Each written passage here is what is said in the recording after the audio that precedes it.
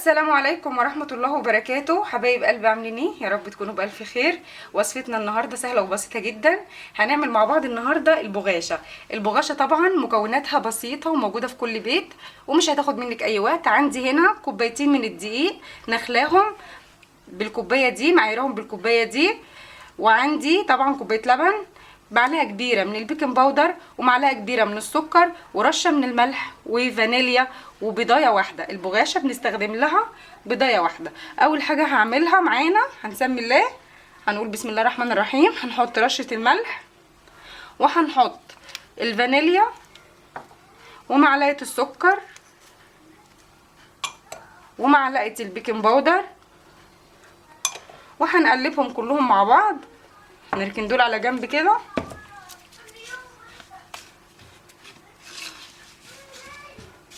وهبتدي هنزل بالبضايه بتاعتي، وعندي طبعا كوبايه اللبن. هبتدي انزل بيها تدريجيا على الدقيق. بسم الله الرحمن الرحيم. وهنبتدي نقلب بالراحه كده واحده واحده. البغاشه طبعا عايزه تعجنيها وتفرديها وتبتدي تقطعيها على طول وتحمريها، مفيش مشكله. بس انا بعد ما هعجنها هسيبها تريح ربع ساعه. يفضل يعني ان العجينه تريح ربع ساعه، وبعد كده تبتدي تفرديها وتقطعيها شكل زي ما انت عايزه، الشكل اللي انت بتحبيه. انا بعد كده بقى هستخدم ايدي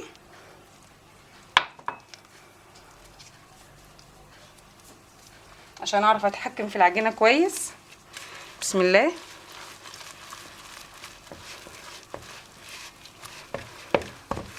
وصفه سهله وبسيطه جدا، مش هتاخد منك 10 دقايق.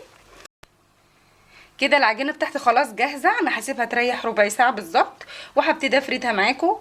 البغاشه لو حابه تعجنيها بالميه عادي مفيش اي مشكله، برده ممكن تعجنيها بالميه. وانت بتعجنيها تعرفي تتحكمي في العجينه اذا كانت محتاجه ميه او لبن تزودي لها، محتاجه دقيق ممكن تزودي لها لحد ما تلاقيها بقت حلوه معاكي، مش لينه قوي ومش متماسكه. هنسيبها ربع ساعه ونبتدي نفردها مع بعض. بعد العجينه بتاعتي ما ريحت ربع ساعه فردت كده شويه دقيق على الرخامه، وهنبتدي بقى نفردها بالنشابه.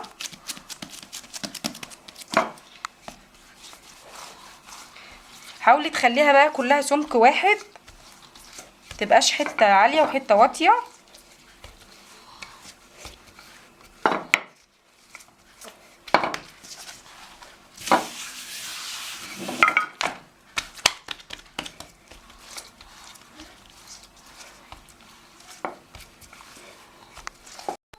بعد ما فردت العجينه كده بالشكل ده هنبتدي بقى نقطعها كده. بسم الله الرحمن الرحيم.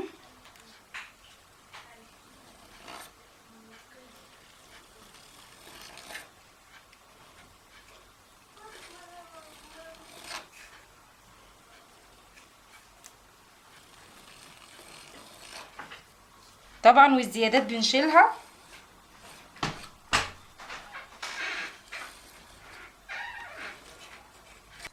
هنقطعها كده مكعبات كده بالشكل ده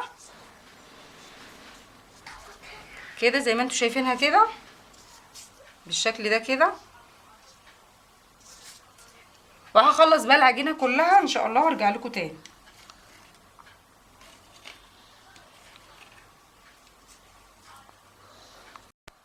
طبعا الزيادات اللي في الاطراف دي انا بشيلها وبرجع اجمعها تاني وبفردها تاني، مش برمي حاجه. انا باخد بس الزيادات اللي في الاطراف دي اللي مش مظبوطه معايا بشيلها وبرجع اعيدها تاني.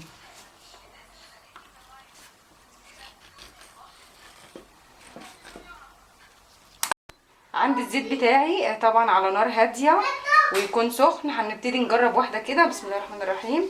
نشوف الزيت ايه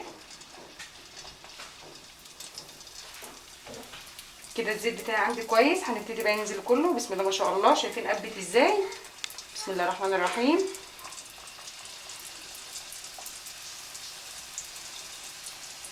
بسم الله ما شاء الله. طالما قبت كده تبقى العجينه بتاعتنا مظبوطه معانا.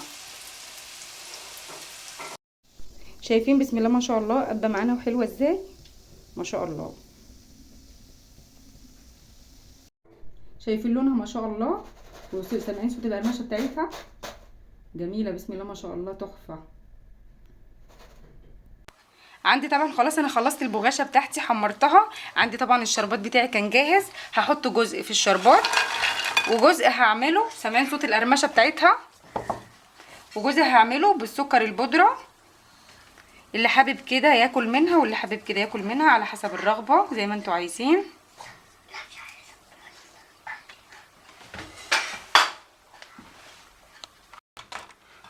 وده هنقلبه طبعا في الشربات كده عشان ياخد من العسل بتاعنا، يتشرب كويس.